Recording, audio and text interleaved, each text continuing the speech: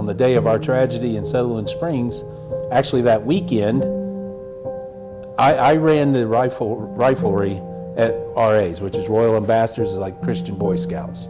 And my associate pastor, if you will, the chairman of deacons, he also worked at the Royal Ambassadors, and we wanted to incorporate black powder weaponry into the teaching, because there's a lot of good lessons, spiritual lessons you can use with the boys that way. The only time that certification was offered in this 21st century was that weekend in the summer, so I could in the winter, so I could teach in the summer. Black powder is just not that big a thing anymore, and you had to travel to Oklahoma City to do it. So I traveled. Brian was going to cover the church service that weekend. I traveled on Friday. The class is, if you've been through an NRA class, it's all paperwork on Saturday. And then, all the stuff you should already know if you're even going to the class. But then Sunday you get to qualify, and then Monday you drive home. And that evening we all went to the Golden Corral. And the instructor of the NRA class and I was the only one there that was representing a church. So that he sat by me just to talk about the statistics at the time, which at that time I didn't know statistics of shootings in churches. It wasn't on my radar, if you will.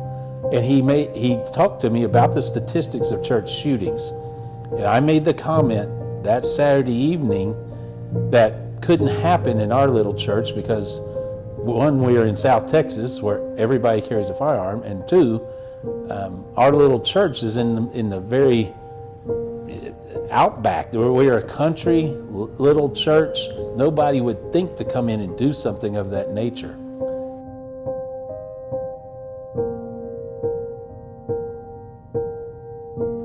And then the next morning, we gather at the facility to get ready to go to the shooting range for our qualifications. And I get a text from my videographer who says, there's an active shooter. And I texted him back and said, that's not funny. And he texted again and said, it's real. And I told the instructor I needed to go outside because I didn't have good signal. I couldn't reach anyone. Reason being, they were in the church. Everyone I knew was in the church. Finally, I got a hold of Rod Green, who he usually carries. I usually carried. We had a Bubba-fied system we thought we had a plan, which now I understand we didn't have any plan. We didn't think it through. We had this John Wayne mentality of we could just protect the church. Anyway, he was doing an errand for a Christian motorcycle group and was running late to church. And then he said, I'll turn around and get up there right now.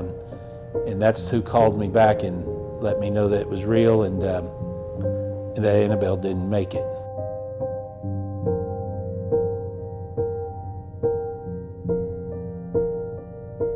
So I have traveled around now that I've really learned and try to instruct pastors. You should have a team that's prepared to do whatever it takes for that. I pray no one has to deal with an active shooter. But the problem we had in Sutherland Springs is an ugly word. We as a church have gotten complacent and just think that, that can't happen to us. And I'm here to tell you that statistically it should not, but that does not mean it will not.